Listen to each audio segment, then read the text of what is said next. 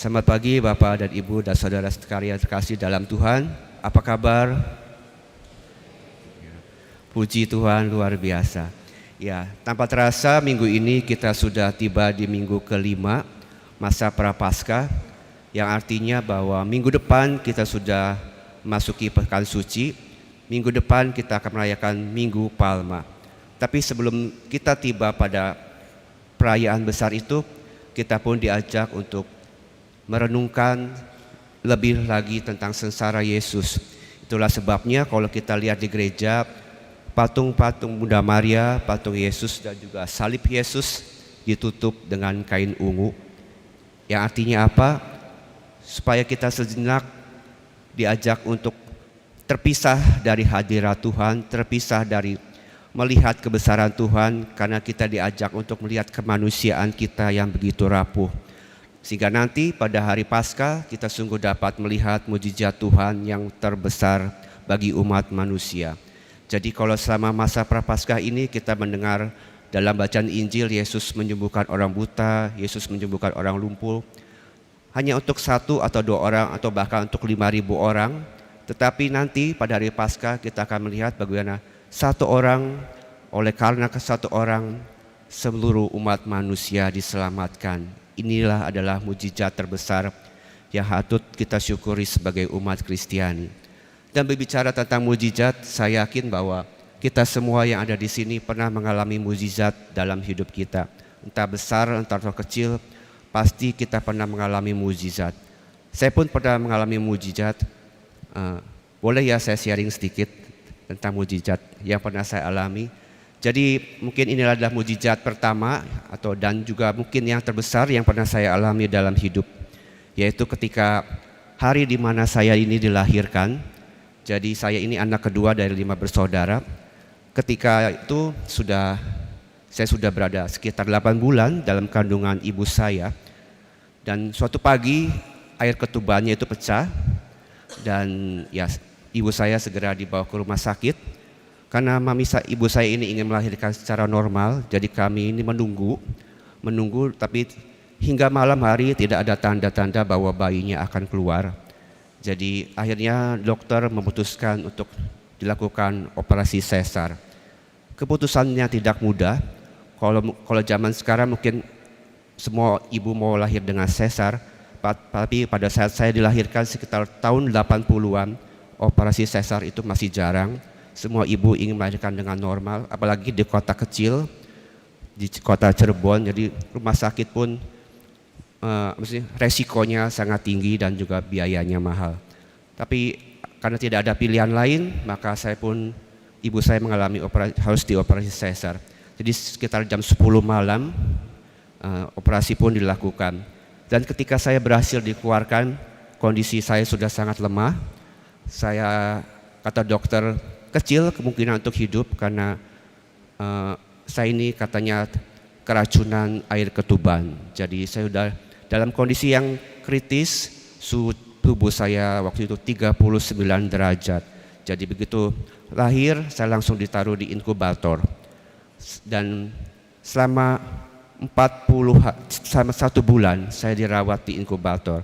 Jadi saya tidak boleh dipeluk, saya tidak boleh disentuh kecuali oleh dokter dan juga perawat. Ketika ibu saya menceritakan hal ini, waktu itu sudah agak besar, saya sempat kecewa dan sedih dan marah kepada Tuhan. Tuhan, mengapa semua ini harus terjadi pada saya? Mengapa Tuhan tidak segera menolong saya pada saat waktu saya ingin dilahirkan, sehingga ibu saya tidak perlu mengalami operasi sesar dan saya juga tidak perlu sakit. Karena biasanya kan kalau bayi kecil begitu lahir itu senang dipeluk ya. Tapi saya selama 1 bulan harus berada di rumah sakit sendirian, ditemani dengan hanya alat-alat infus.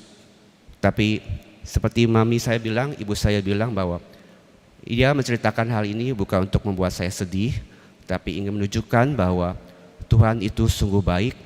Jika saya hidup, jika saat ini saya bisa berdiri di depan Bapak dan Ibu, itu semua karena memang Tuhan yang berencana dalam hidup saya. Jadi inilah yang membuat saya ini kuat dan bersyukur bahwa jika memang Tuhan izinkan saya hidup, pasti ada rencana Tuhan yang indah buat hidup saya. Kiranya ini juga yang pesan yang dapat kita petik dari bacaan Injil hari ini, di mana Yesus ini menyembuhkan atau membangkitkan Lazarus yang sudah mati selama 4 hari. Jadi Lazarus sudah wafat selama 4 hari, tapi sanggup dibangkitkan oleh Yesus. Pesannya apa? Bahwa tidak ada yang mustahil bagi manusia. Bagi Maria dan Marta mungkin Yesus ini datang terlambat. Seperti kita dengar tadi bahwa seandainya Yesus datang lebih cepat, pasti Lazarus saudaranya itu tidak mati. Tapi sekali lagi bagi Tuhan, Tuhan itu tidak pernah terlambat dan Dia juga tidak pernah terlalu cepat. Waktu Tuhan selalu pas. Sehingga dengan kata lain bahwa Maria dan Marta ini melambangkan kita semua gereja Tuhan. Ketika kita dihadapkan dengan banyak masalah, sanggupkah kita ini seperti Maria dan Marta yang tetap percaya, tetap beriman kepada Tuhan bahwa Tuhan sanggup melakukan perkara yang besar? Sanggupkah kita terus beriman bahwa ya Tuhan, aku percaya bahwa Engkaulah jalan kebenaran dan hidup. Dan yang kedua, mengapa Yesus datang terlambat ialah supaya kemuliaan Tuhan dapat dinyatakan. Kalau kita lihat di bacaan Injil Yohanes, mujizat Yesus menyembuhkan Lazarus adalah mujizat Yesus yang terakhir sebelum Ia wafat dan bangkit. Jadi melalui peristiwa ini Yesus ingin menunjukkan bahwa kematian itu bukanlah akhir segalanya. Bagi Yesus kematian itu hanya hal kecil yang dapat Ia kalahkan sebab Dia adalah anak Allah. Jadi hal ini ingin mengingatkan para rasul dan kita semua bahwa ya Yesus sungguh akan wafat di kayu salib. Tetapi jika Ia sanggup membangkitkan Lazarus, Ia juga pasti sanggup membangkitkan dirinya. Jadi inilah ada dua pesan yang dapat kita petik dari bacaan Injil hari ini, bahwa Tuhan ingin menguji iman kita dan Tuhan ingin menunjukkan kebesarannya supaya kita semakin percaya. Bapak, Ibu, dan saudara-saudara yang terkasih, kita baru saja ya sedikit bernafas lega dari pandemik ya.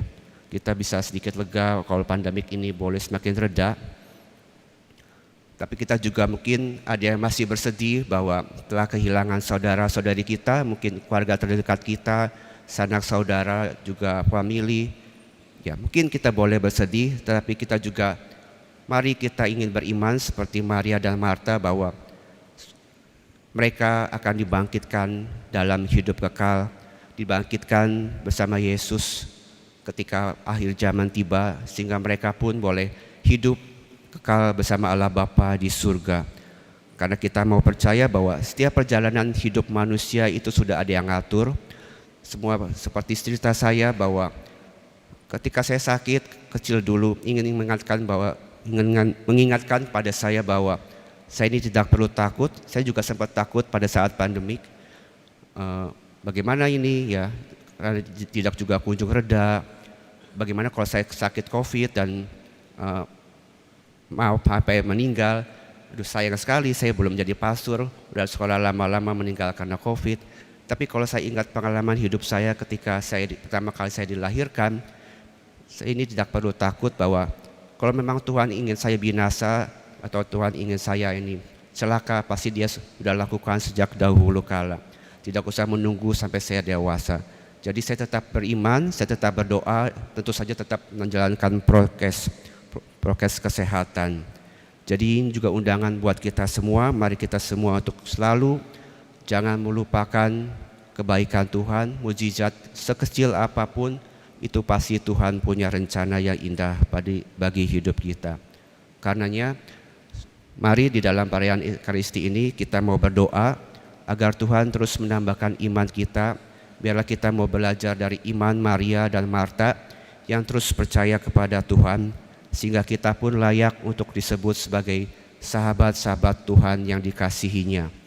Dan dengan iman ini marilah kita terus berdoa bagi jiwa-jiwa yang telah mendahului kita, terutama mereka yang berada di dalam api penyucian. Semoga mereka dapat dibangkitkan dalam hidup kekal dan bersatu dengan Allah Bapa di surga. Sungguh, mari kita selalu percaya waktu Tuhan itu selalu tepat.